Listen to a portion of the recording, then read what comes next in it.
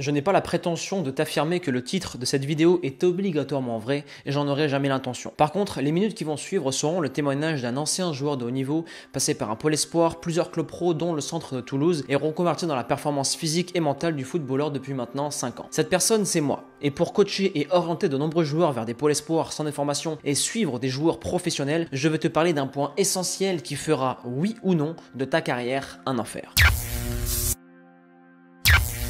Pour commencer, rentrer directement dans le vif du sujet et faire un premier constat, l'être humain, pour ne pas dire tous les êtres humains, ont déjà connu, connaissent ou vont connaître une à plusieurs fois dans leur vie ce que l'on appelle l'effet Dunning-Kruger. Pour l'illustrer au travers d'un schéma, c'est une personne qui surestime ses compétences, s'y confronte à un moment donné dans sa vie, puis prend une grosse claque en se rendant compte de son manque d'incompétence et traverse ce qu'on appelle la vallée de l'humilité pour se remettre au travail afin d'acquérir de nouvelles compétences pour atteindre son objectif. Pour le joueur de football, cela se traduit par un mot surcoté. C'est le joueur qui pense avoir le niveau pour jouer en N3, N2, N1, voire même la Ligue 1, mais lorsqu'il joue contre ses équipes en Coupe de France ou en Gambardella pour les plus jeunes, ça bégaye et ça parle chinois. Aujourd'hui, 95% des joueurs amateurs et beaucoup de joueurs au haut niveau manquent d'honnêteté envers eux-mêmes. Et on reconnaît ce type d'athlète aux phrases du type « je suis meilleur que mon concurrent, mais le coach ne me fait pas jouer » ou encore « je joue pas parce que le coach ne m'aime pas, mais j'ai largement le niveau pour être titulaire ». Dans certains cas, ces phrases peuvent s'avérer vraies, mais pour la plupart, c'est soit un manque de lucidité et de recul sur leur qualité, soit un manque de confiance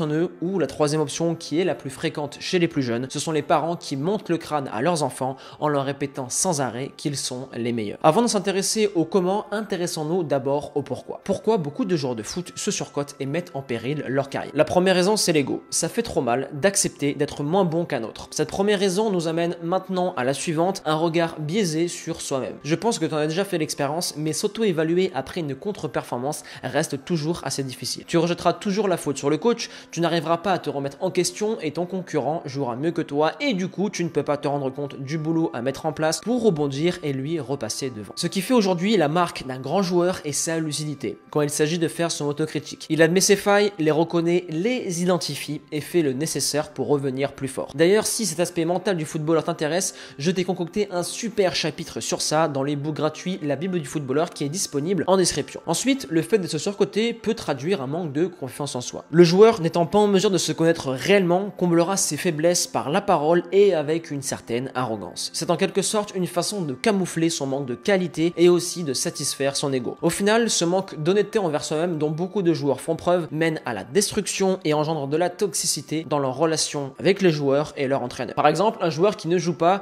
et agit de la sorte va créer un froid avec le coach, puis passera son temps à critiquer son concurrent et au final, le groupe sera déstabilisé, le joueur sera écarté par le coach et la cerise sur le gâteau, il dira à son entourage que c'est parce que le coach ne l'aime pas qu'il ne joue plus et qu'il est mis de côté. Bon, en règle générale, les parents et les agents s'en mêlent juste derrière parce que le joueur en question est mis de côté et au final, cela lui retombe toujours dessus quand il veut changer de club car dans le monde du football, tout se sait et très rapidement. Au lieu d'avoir un piston, il sera balayé des listes de recrutement et son image sera très dure à reconstruire par la suite. Maintenant, pour s'intéresser au comment et si aujourd'hui tu devais prendre l'exemple d'un monsieur, ce serait lui, Blaise Matuidi. Toute sa carrière, il a été l'outsider de quelqu'un et il a été sous-coté. Résultat, champion du monde et il a remporté des dizaines et des dizaines de trophées. Pour illustrer mon propos, voici le témoignage de Mehdi Benassia, ancien joueur de la Juve qui était le coéquipier de Blaise Matuidi. Combien de fois, t'as vu quand tu fais les pré-saisons, là, juillet-août, tu sais, les pré-saisons, tu commences, tu rentres de vacances, tout le monde est beau, tout le monde est bronzé, tout ça. Combien de fois ça t'est arrivé qu'un entraîneur, il te fait comprendre, hey, peut-être que tu ne seras pas dans les plans tout de suite, peut-être que, tu vois ce que je veux te dire. Mais tu sais, c'est quoi la mentalité aujourd'hui? Eh, vas-y, ce coach, il est bidon, il m'a dit qu'il ne compte pas sur moi, je me casse. Tu vois ce que je veux te dire? Et moi, je sais, frérot, parce que j'ai suivi ton parcours, etc., depuis Clairefontaine, depuis, oh, ça fait des années, nous. Et frérot, c'est là où je te dis que le mec, si le mec, c'est un soldat. Ah bon, je ne suis pas dans les plans? Ok, ben on va voir. Et à l'arrivée, quand tu sors, putain, 55 matchs dans l'année. À l'arrivée, c'est l'homme le plus utilisé. Mais tu ne m'as pas dit que tu n'allais pas compter sur moi l'année dernière. Tu vois ce que je veux te dire? Et après, au mercato, il ramène un mec et rebelote encore. Eh, écoute, peut-être que ça va être un peu fermé pour toi. Oh, ok, ben on va voir. Et bam, encore, tu refais tes trucs. Tu vois? Et ça, frérot, c'est pas donné à tout le monde, ça. Moi, je te le dis tout de suite, frérot, c'est pas donné à tout le monde, ça. Ça, c'est le mec qui a la force de se remettre en question chaque jour, d'aller chercher, d'aller montrer que tu t'es trompé, tu vois. Ça, il y en a plein, ils peuvent pas, ça, frérot, ça. Il y en a, ils peuvent pas. Tu leur dis ça, tu les perds direct. Dès le début d'année, tu les perds, il y en a.